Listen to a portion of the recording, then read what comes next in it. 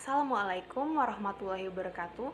Perkenalkan, nama saya Anissa Rahmadila, NPM 3107000072410135. Prodi Digital Neuropsychology, mata kuliah Introduction to Psychology.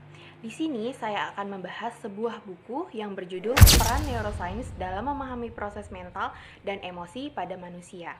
Buku tersebut merupakan buku yang ditulis oleh saya dan juga rekan-rekan saya. Dan di sini saya akan mempresentasikan untuk bab 2 dengan judul Tinjauan Teoritis tentang Neuroscience, Proses Mental, dan Emosi pada Manusia. Di sini saya akan menjelaskan secara ringkas dan berikut merupakan penjelasannya. Di sini saya akan menjelaskan untuk bab 2 yaitu Tinjauan Teoritis tentang Neuroscience, Proses Mental, dan juga Emosi pada Manusia.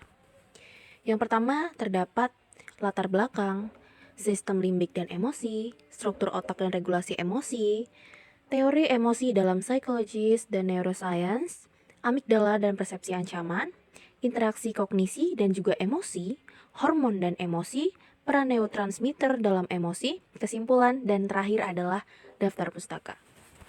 Latar belakang dari bab ini adalah neuroscience merupakan cabang ilmu yang mempelajari tentang sistem saraf, khususnya otak dan perannya dalam membentuk pikiran serta emosi manusia.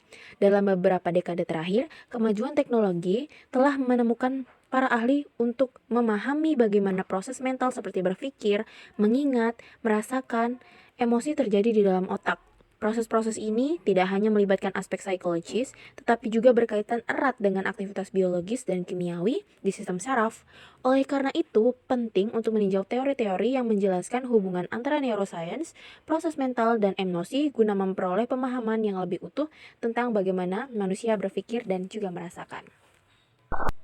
Yang pertama adalah sistem limbik dan juga emosi.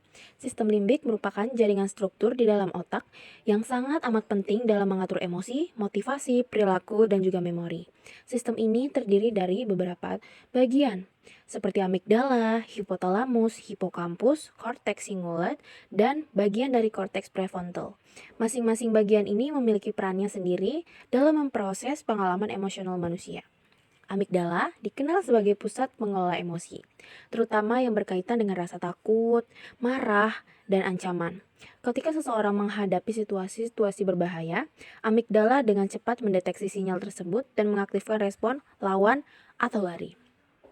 Hipotalamus kemudian membantu menerjemahkan emosi tersebut ke dalam respon psikologis seperti meningkatnya detak jantung, pernapasan, atau produksi hormon stres seperti adrenalin dan kortisol.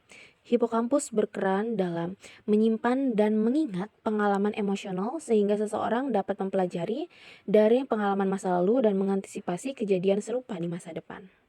Emosi yang dihasilkan oleh sistem limbik tidak terhenti hanya di sana.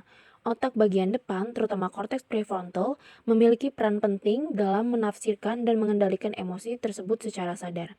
Misalnya, meskipun amigdala memberi sinyal untuk marah, korteks prefrontal dapat menilai apakah ekspresi marah itu sesuai atau perlu ditahan. Di sini letak kemampuan manusia untuk mengontrol emosi, membuat keputusan berdasarkan empati, dan menunjukkan perilaku sosial yang adaptif. Dengan kata lain, sistem limbik tidak hanya memungkinkan manusia untuk merasakan emosi, tetapi juga membantu mereka memahami, mengingat, dan mengelola emosi tersebut dalam korteks sosial. Hal ini menunjukkan bahwa emosi bukanlah sesuatu yang sepenuhnya irasional, melainkan bagian integral dari proses berpikir dan pembelajaran manusia. Selanjutnya adalah struktur otak dan regulasi emosi. Teori emosi dalam psikologi dan neuroscience berupaya menjelaskan bagaimana emosi muncul dan bagaimana otak memprosesnya. Dalam psikologi, emosi sering dipandang sebagai respon terhadap stimulus internal maupun eksternal yang melibatkan aspek psikologis, kognitif, dan perilaku. Salah satu teori klasik adalah James Lynch yang menyatakan bahwa emosi muncul sebagai hasil dari persepsi terhadap perubahan fisiologis tubuh. Sementara itu, teori Cannon Bure menekankan bahwa emosi respon fisiologis terjadi secara bersamaan. Teori kognitif seperti yang ditemukan oleh Stecher Singer menambahkan bahwa interpretasi kognitif terhadap situasi sangat penting dalam membentuk pengalaman dan juga emosi. Lalu, teori emosi dan psikologi dalam neuroscience. Teori emosi adalah bagian yang sangat mendasar dalam kehidupan manusia. Ia tidak hanya muncul sebagai perasaan yang kita sadari, tetapi juga melibatkan sebagai proses biologis dan psikologis yang kompleks. Dalam psikologi, emosi dipelajari sebagai reaksi terhadap pengalaman atau situasi tertentu yang berkaitan dengan kondisi mental, fisik, dan sosial seseorang. Emosi dapat mempengaruhi cara kita berpikir, membuat keputusan, dan menjalin hubungan dengan orang lain. Teori-teori emosi dalam psikologi klasik seperti teori James Lange menggemukan bahwa emosi muncul karena adanya perubahan fisiologis terlebih dahulu. Misalnya, seseorang merasa takut karena jantungnya berdebar dan tubuhnya bergetar. Sementara itu, teori Cannon-Burt menolak pandangan ini dan menyatakan bahwa emosi dan reaksi tubuh terjadi secara bersamaan, bukan berurutan.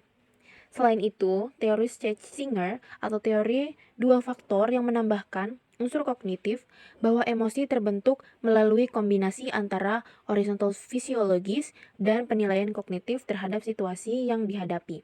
Artinya, perasaan emosional tidak hanya bergantung pada apa yang dirasakan oleh tubuh, tetapi juga pada interpretasi individu terhadap peristiwa tersebut. Dalam ilmu neuroscience, pemahaman tentang emosi menjadi lebih dengan mempelajari bagaimana otak memproses dan mengatur emosi. Sistem limbik khususnya. Amigdala memiliki peran penting dalam pengelolaan emosi, terutama emosi negatif seperti rasa takut dan juga marah. Selanjutnya adalah amigdala dan persepsi ancaman. Amigdala adalah bagian kecil dari otak yang di sistem limbik berperan penting dalam mengatur sebuah emosi seperti yang saya jelaskan tadi, terutama rasa takut dan kecemasan. Ketika seseorang menghadapi situasi yang dianggap mengancam, amigdala akan aktif segera mengirim sinyal bahaya ke seluruh sistem saraf. Aktivasi ini membuat tubuh bersiap melawan atau harus melarikan diri, fight or flight. Persepsi ancaman tidak selalu berasal dari bahaya fisik, tetapi juga bisa muncul dari tekanan sosial atau trauma emosional.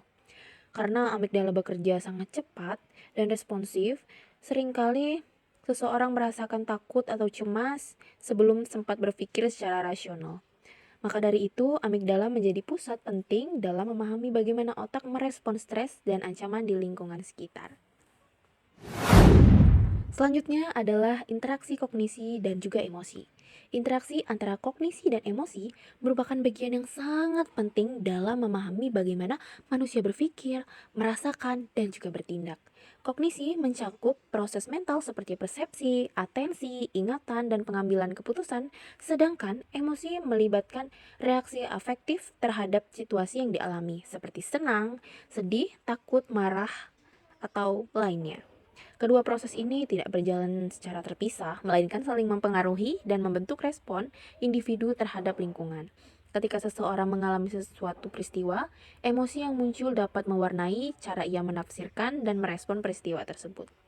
Secara kognitif, sebagai contoh, rasa takut yang dapat membuang seseorang lebih fokus pada informasi yang berkaitan dengan ancaman, sementara perasaan senang atau meningkatkan kreativitas dan fleksibilitas berpikir. Sebaliknya, proses kognitif juga bisa mempengaruhi intensitas arah emosi. Cara seseorang menilai atau menafsirkan suatu situasi yang dianggapnya bahaya atau tidak, adil atau tidak ya, dan dapat menentukan jenis emosi yang akan timbul. Selanjutnya adalah hormon dan juga emosi. Hormon itu berperan penting dalam mempengaruhi emosi manusia, karena mereka membawa sinyal kimia ke seluruh tubuh, terutama otak. Beberapa hormon seperti adrenalin, kortisol, dan oksitosin memiliki peran yang langsung membentuk reaksi emosional kita. Misalnya rasa takut atau ancaman, tubuh melepaskan adrenalin dan kortisol yang meningkatkan detak jantung dan kesiagaan menciptakan rasa cemas atau panik. Sementara itu, hormon seperti oksitosin berkaitan dengan perasaan kasih sayang dan keterikatan, seperti melepaskan saat seseorang mengalami kehangatan sosial ataupun cinta. Interaksi antara hormon dan sistem saraf ini menunjukkan bahwa emosi tidak hanya muncul dari pikiran, tetapi juga dari perubahan psikologi, biologis dalam tubuh yang dikendalikan oleh hormon. Selanjutnya adalah peran neurotransmitter dalam emosi. Neurotransmitter adalah zat kimia di otak yang menjadi perantara dalam pengiriman sinyal antar saraf. Dalam konteks emosi, neurotransmitter memegang peran penting dalam menentukan bagaimana seseorang merasakan, mengekspresikan, dan memproses emosi. Misalnya, serotonin berperan dalam mengatur suasana hati dan ketenangan. Dopamin berperan dengan penting rasa senang dan motivasi. Sementara norepinefrin berperan dalam bentuk respon terhadap stres dan kewaspadaan. Kesimpulan dari materi ini adalah emosi adalah hasil interaksi yang kompleks antara berbagai sistem dalam tubuh manusia, terutama otak, hormon, dan neurotransmitter. Sistem limbik khususnya amigdala berperan penting dalam mengenali merespon rangsangan emosional, seperti rasa takut atau ancaman.